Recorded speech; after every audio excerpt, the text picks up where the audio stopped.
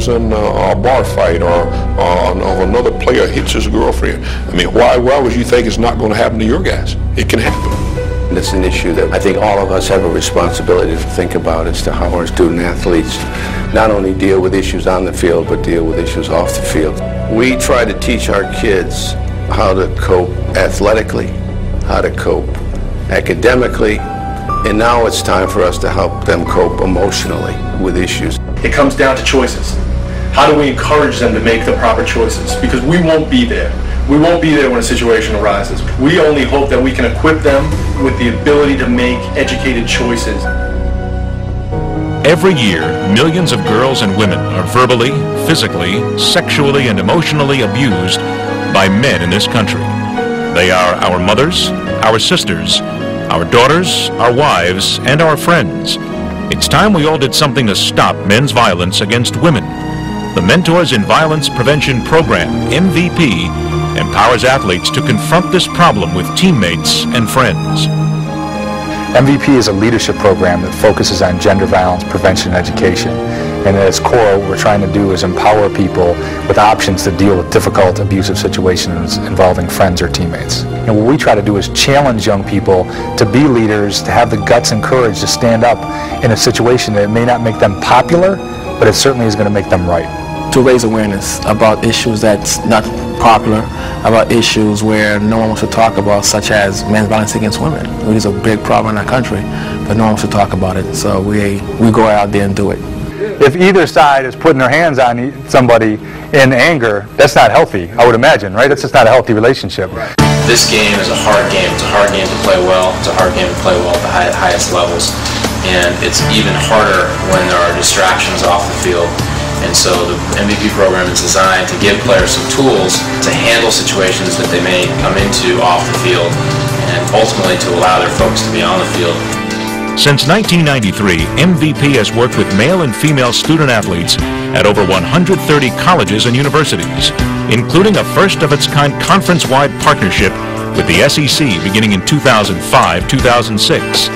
MVP has also developed partnerships with professional teams and leagues, such as the New England Patriots, Boston Red Sox, New York Jets, Toronto Blue Jays, and Major League Lacrosse. MVP is the first system-wide gender violence prevention and education program in the U.S. Marine Corps. MVP has worked with over 100 high schools throughout New England. In all of these training partnerships, MVP trainers provide concrete skills for prevention and intervention in difficult social situations involving friends and teammates. I hope that that's something that shows up in the entire league as being one of the good answers that we have for some of the misbehaviors of people on their different teams. I want our players to try to recognize bad situations before they become bad situations and get out of them. It's the same thing you would do as a parent if you just had your son at home. The ultimate goal is to educate these guys or help these guys become good people, good husbands, good fathers, good citizens. It's better to educate your kids and try and get them to talk about it, and try and get it out, the issues on the table, and maybe solve the problems before you do have problems. You guys are leaders, from what I understand. And you're nothing but green and white out there. You guys lead in sacks, lead in passes, lead in what? What else? Field goals. Whatever, everybody has a specialty that they lead in. That's why you guys are here. So you guys are leaders automatically. Whether you want this responsibility or not, it's yours. What we're going to do is take them through what we call awareness-raising sessions, which will do just that. It will raise their awareness about these issues, challenge some assumptions about the issues that we'll talk about, but also empower people with concrete skills to confront abusive teammates and friends. Where do we get the message that alcohol and sex do not mix? Where do we get that message? A lot of times, you see in society, like athletes have a tendency to degrade women. So this was a way to, bring awareness to that. This one maybe shake it up a little bit more.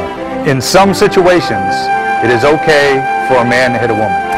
My father always used to hate me and stuff, and I used to watch him hit my sister. Yeah. And personally, I told myself I'll never hit a female and stuff. So it's personal to me. What we try to do is, as opposed to talking at them about what they should do, is talk with them. So it's an interactive dialogue, which makes the program relatively unique. It's certainly not a lecture. And what we try to do is talk with them about different scenarios. You have to exhaust all of their options. That includes running away, getting out of that situation. So what is running away gonna do is not gonna solve anything. I know hitting the girl may not solve anything, may not. But running away, I mean, what's that gonna do? I'm not saying. Yeah. You're out of the situation. The way that MVP engages the players on this topic, as opposed to lecture on this topic, I think is very important, and breeds an environment that players are more receptive to. Could you raise your hand if you have in your life a sister, daughter, mother, girlfriend, auntie, grandmother, basically a female in your life that you care about? Could you raise your hand? Well, why would we ask that question? That's how we look at the bystander approach, which is, it's not about you being a perpetrator or you being a victim. It's about you changing the whole situation, using who you are to change the situation. It's not the easy thing to do. It's not the popular thing to do a lot of times. But what we always ask people to consider is it the right thing to do?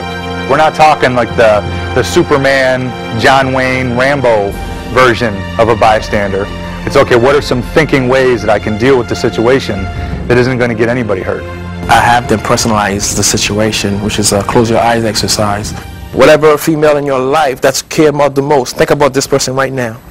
Now imagine she's on the stairs, going upstairs, or she's in the club, or just walking down some street. And a person came, start calling her all type of names, all type of disrespectful names, all type of verbal abuse. The next, that person decides to put hands on her, physically assaulting her, pushing her, kicking her, biting her. Now this person takes it a step further, decides to sexually assault her, touching her places she don't need to be touched, taking her places, forcing her to do things she doesn't want to do. Now imagine a third person who sees all this happening, just look and does nothing at all. After you finish it, you can tell the wheels are turning.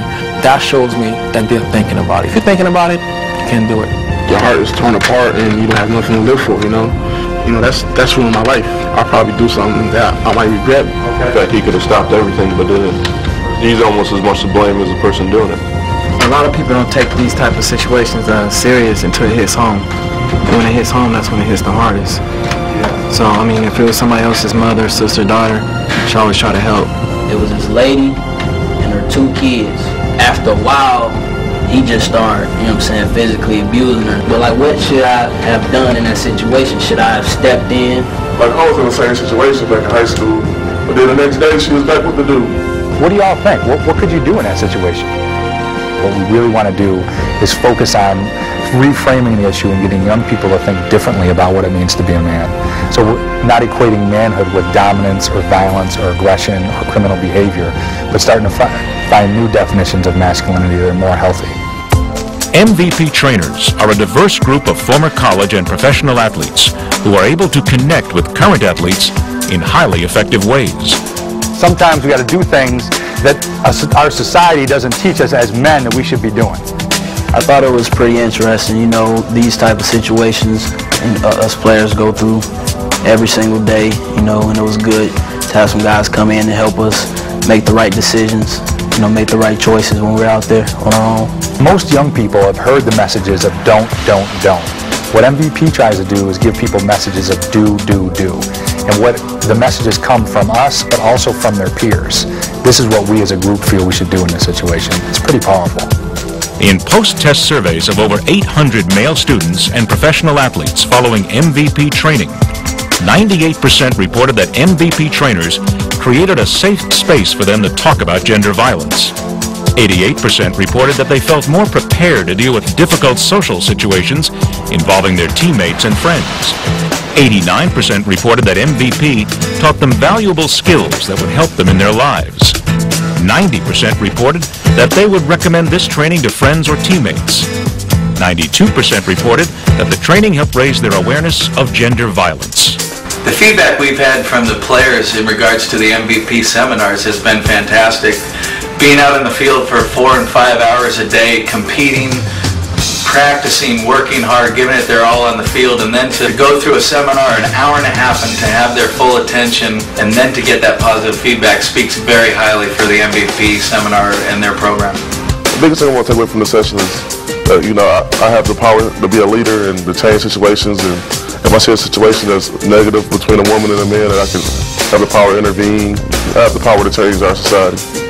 the MVP program was fabulous because it kind of gave us not only one person telling us what to do, but it gave us about 3 or 4 or 5 other people saying, okay, if you do this, you're going to get in trouble. If you don't do this, then you'll be fine, and things like that. It kind of gave us more legitimate boundaries so we know what's kind of rough water and what's okay to do.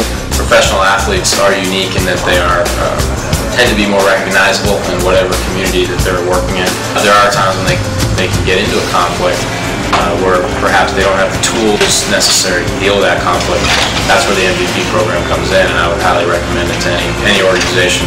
The real issue is what can we do as institutions and conferences to help young men and women learn to cope with issues that they bring to their experience. You know, how can we help them? What tools, what responsibilities do we have?